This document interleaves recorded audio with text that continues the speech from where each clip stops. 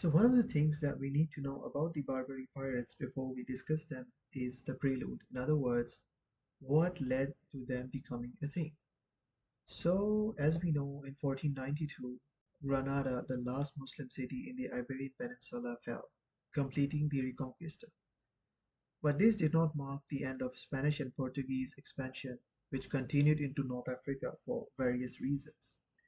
And one of these reasons was piracy. Speaking of which, you see, many Muslims and Jews lost their children and wealth in Spain. And also, there were many Muslims and Jews.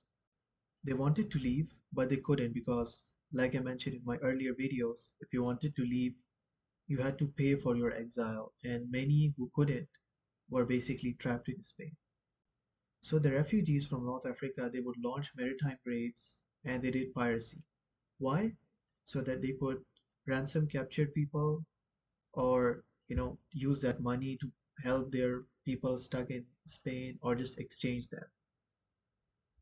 Now, at this point, there were two dynasties in North Africa that you really need to understand in order to get this story better: the Zionids and the Hafsids.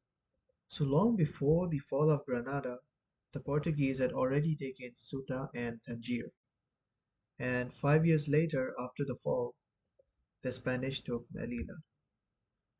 Then, in 1505, 1508, and 1509 respectively, they did even more territorial expansions, taking more territories from the local rulers, mostly the Zionids and the Hafsids. In Algiers, they did something interesting.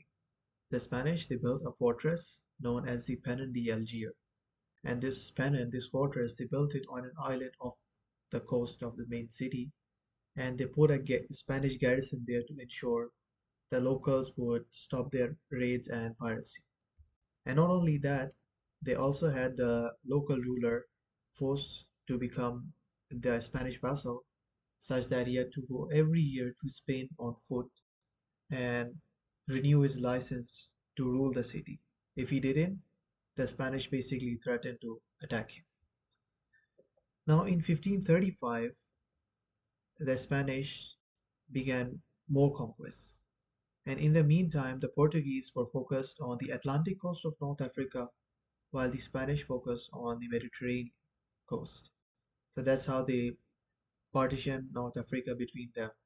One side takes the Mediterranean coast, the other takes the Atlantic coast. Now, piracy in this time, like I mentioned earlier, it went both ways. You had Muslims attacking Christians, you had Christians attacking Muslims, and you had Muslims fighting Muslims. You also had Christians fighting Christians. You will ask why? Because basically they were after wealth, not religion. And until the 14th century, it was Christian pirates who had the upper hand, according to Stanley Lane Poe. Now, a key difference between these pirates and the privateers that came later on is that these pirates were not state backed. In fact, many of them were often wanted criminals back in their homelands. They were not backed by the state at all. However, you see, Barbary piracy as we know it today, it did not start until the coming of a man named Kamal Rais. But who was he? And how did he start Barbary piracy? Well, that is topic for another video. For now, I would like to thank you for watching.